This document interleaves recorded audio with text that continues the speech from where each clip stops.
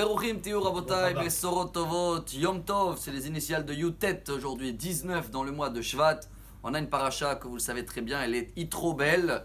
Et Yitro, on a essayé de partager cette semaine tous les mérites qu'il avait de venir de prêtre d'idolâtrie. Komeraya la Avodazara. Comme ça, il amène le Baal HaTurim, c'est la valeur numérique de Yitro, 616. D'un côté, il était prêtre d'idolâtrie, et d'un autre côté, Yitro, 616, c'est la même valeur numérique que HaTorah.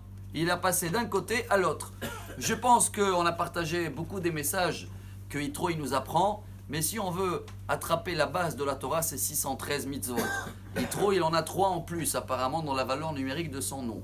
Et lui, il nous apprend 3 bases, c'est la base de la vie pour toute la Torah. C'est dans le dernier commandement qu'on va lire ce Shabbat. Le 10e, je pense que vous êtes d'accord, qui est le plus dur.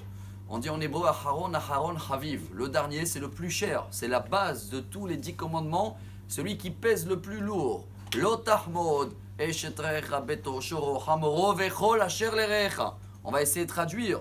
Vous allez me dire si c'est faisable. Tu vas pas convoiter, comme ça on dit tahmod. Et ni le taureau, ce qui veut dire ni la voiture de ton voisin, ni sa maison, et ni sa femme. Et à la fin, c'est marqué vechol asher lerecha. Et tout ce qu'il a, il faut pas convoiter.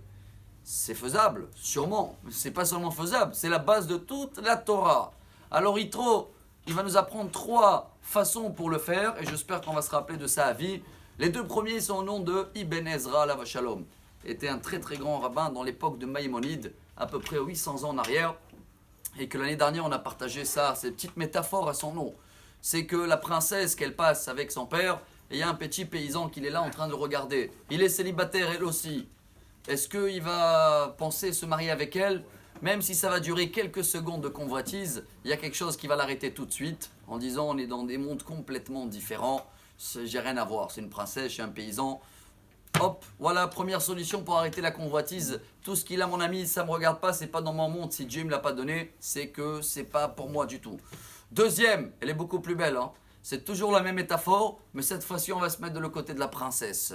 Est-ce que la princesse, même si elle voit le paysan qui est beau, il est beau gosse, il est mignon, elle va peut-être penser une seule seconde de se marier avec lui jusqu'à que, oulala, l'image de son père, il est là devant elle. Et voilà, on a trouvé la deuxième solution pour pas convoiter. Khaif Rabbi, on dit en arabe, ça veut dire quoi? La crainte de Dieu. Chaque fois que tu vois, sans faire exprès, la voiture de ton voisin ou quoi que ce soit, hop, tu as l'image, la crainte de Dieu, ça arrête complètement la convoitise. La dernière, la troisième, elle est royale, hein. C'est que si tu te concentres que dans ta vie, ce que tu as, tu vois pas du tout ce qu'ils ont les autres, il n'y a plus de convoitisme, il n'y a que notre vie qui existe. Je pense que Yitro, il nous a appris ça, il a vécu ça, il a ce mérite de venir d'un monde extérieur et de pouvoir nous apprendre tous ces messages. Venez, on va essayer de les faire, car les maximes des pères nous apprennent Aezeu Ashir, à sa mère Bechelko. Chacun qui se concentre dans son monde à lui, peu importe les autres, ça ne me regarde pas. Et bien que comme ça, Bezrat Hashem, on peut arriver à le chemin de la Torah et à l'avenue de Mashiach. Shabbat Shalom, Amar Rabbi Elazar.